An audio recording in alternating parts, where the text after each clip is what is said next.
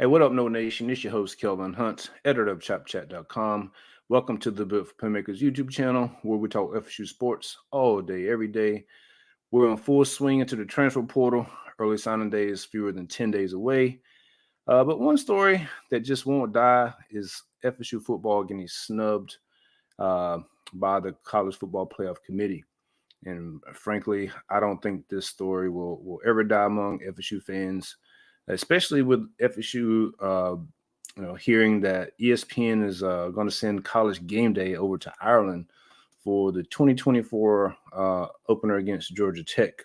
And of course, one member of that crew is the one and only Kirk Herbstreit, one of the loudest talking heads regarding FSU being left out of the college football playoffs, a narrative that started before Jordan Travis got hurt, a narrative that changed from the 2021 season when nothing was said about getting the four best teams in the college football playoffs.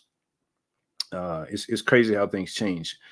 In fact, here's a video or audio of Kirk Herbstreit talking about a non-Power 5 team in Cincinnati, an undefeated Cincinnati team that the start of that season ranked number 8, the same ranking as FSU had this year. And listen to what he has to say. See, I think all the chaos with everybody being upset about Cincinnati being at 6, I guess somebody once said RELAX, like it's going to work itself out. I'd be more worried about Oklahoma back there at 8 because everyone's ahead of them. Most of these teams are going to lose. I think at the end of the day, it's going to be Ohio State, Georgia, Oklahoma, and Cincinnati. That's who I think it's going to be because who's going to beat Cincinnati? Like if they win out, they beat SMU, who's a decent opponent. They beat Houston in a conference championship. They're 13-0. I don't think they're going to have to state their case. I just think it's going to be so much carnage around them that at 13-0, my belief is that they'll eventually get in. But right now, if fans want to be fired up and upset about the system, I understand. But I think let's play these last 5 weeks and see what happens. All right. So credit to Brandon Seho, who is a reporter in the Ohio area, who posted that on social media in 2021. So, of course, the receipts will get found if you put them out there.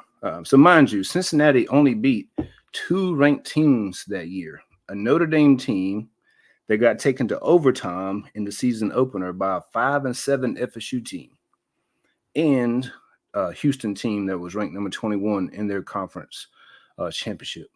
Now, notice how Herbstreit referred to if Cincinnati beats a decent SMU team. Of course, they weren't ranked. They finished 8-4 that year. And Houston in the conference championship game at 13-0, that he doesn't believe they're going to have to state their case to make the college football playoff. Man, and again, like I mentioned, Cincinnati started the season number 8 that year, preseason number 8, which is where FSU started this year. How can FSU beat 3 ranked teams, including a higher ranked team than that Houston team in Louisville in the conference championship? And Louisville also ranked higher than a Texas or Iowa team that Texas beat.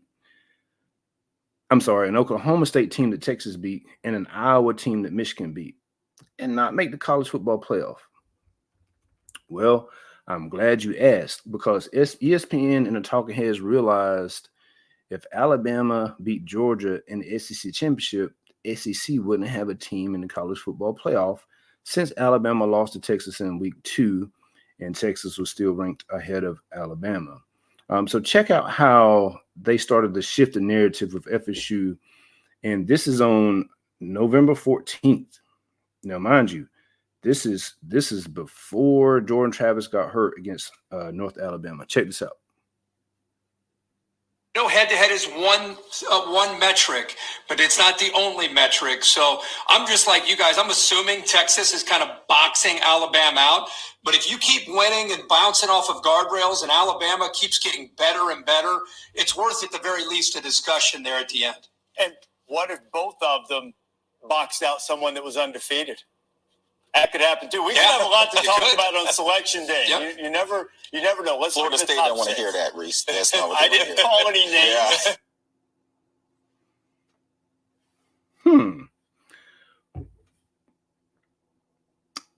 2 one-loss teams could box out an undefeated team. Now, all of these undefeated teams that are left were Power 5 teams. How could that happen? Reese Davis said it could happen, and Kirk Herbstreit agreed with him. Now, they tried to play it off with a I didn't name any names part, but common sense is going to tell you that, neither Texas or Alabama is going to jump multiple undefeated teams in the top 4. Only the one ranked lowest, which was FSU at the time. Right? So, again, here's Herbstreit going off, but this is I think it was November 29th. And so this is where they start talking about putting the 4 best teams in the playoff. Now, mind you, the 4 best teams. All right, check this out. So as a guy who calls these games, I don't want to do the right thing. If you talk to Bill Hancock, and we had lots of meetings about this, they're not supposed to do the right thing. They're supposed to, their job is to put the best 4 teams in the playoff. Now, again, it's subjective. Who you think and I think are the best 4 are different, and that's fine. But that's what that group is supposed to do. Not what do we think about ratings? That's bullshit. Put the fucking best 4 teams in the game.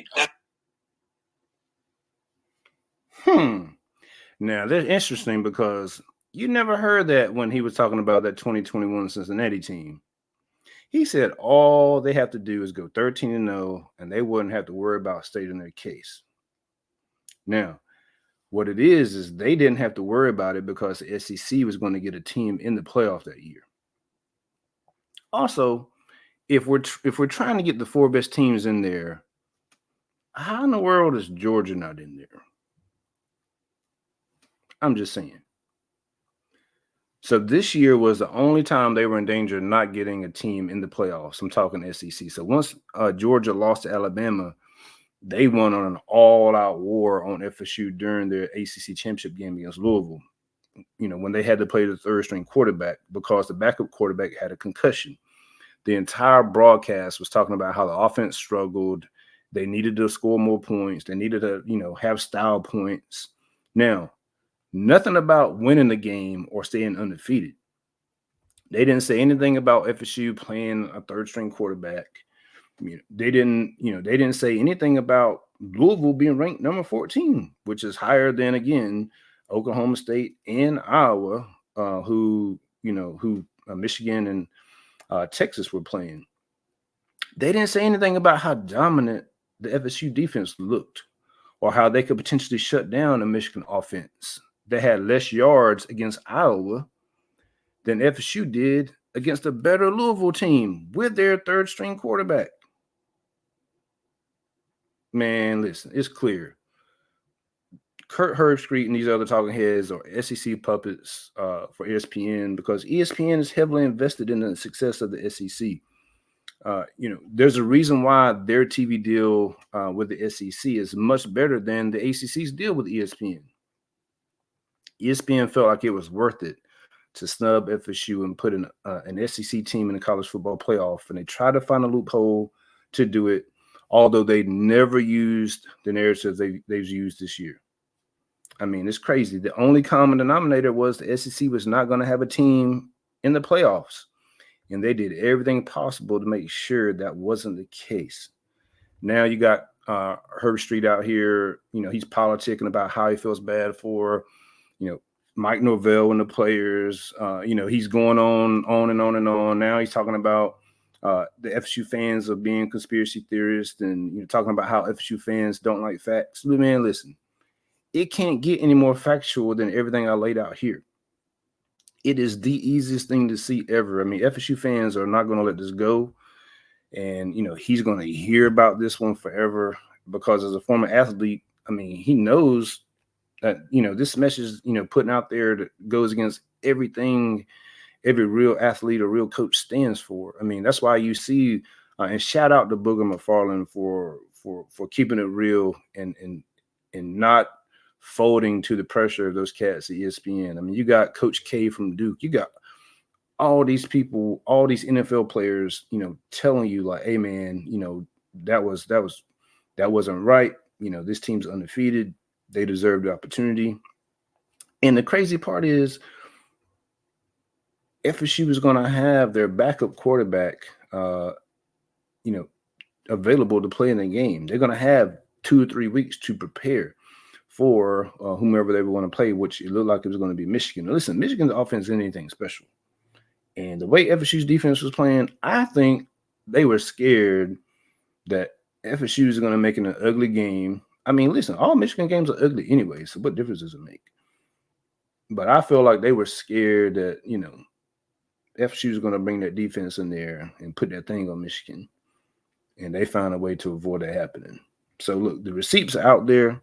I mean, keep the pressure on.